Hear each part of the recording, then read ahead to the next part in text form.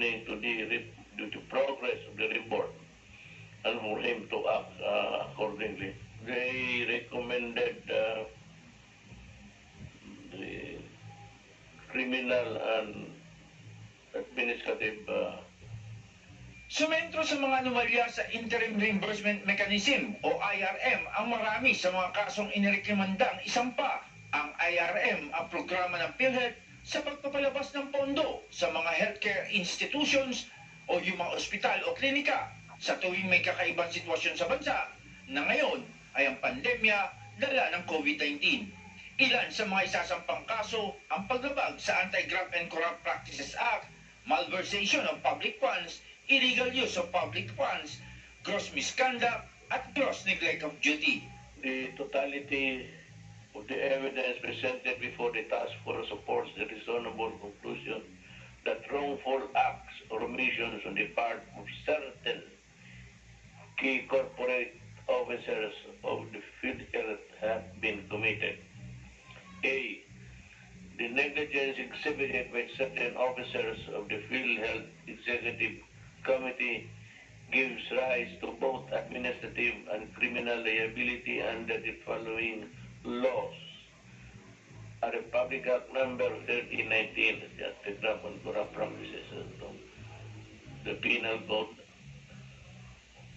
sa revised Penal Code, the malversation of public funds or property, and the illegal use of public funds and property, gross misconduct, gross neglect of duty under civil service rules. In addition, the same corporate officers may be held liable for certain violation of the National Internal Revenue Code in connection with their failure to withhold taxes on IRM releases. Nabanggit din ang mga questionable transaksyon sa Information and Communication Technology Procurement, ang padalos-dalos na pag-aproba ng IRM at ang paghawak sa mga kasong naisampa sa mga korte. Bukod pa dito ang pagtatangka na ilihim ang mga sinasabing anomalya sa pamamagitan ng pagtatago ng mga kinakailangan dokumento. Kakasuhan din sina Jovita Aragona, SBB for Information Management Sector, Calixto Gabuya Jr., Acting Senior Manager ng Information Technology and Management Department, Renato Limsiaco Jr., SBB for the Fund Management Sector, at Israel Pargas, SBB for the Health Finance Policy Sector. Hindi kasama sa mga nirekomendang kasuhan si Health Secretary Francisco Duque III na tumatayong chairman of the board ng ahensya.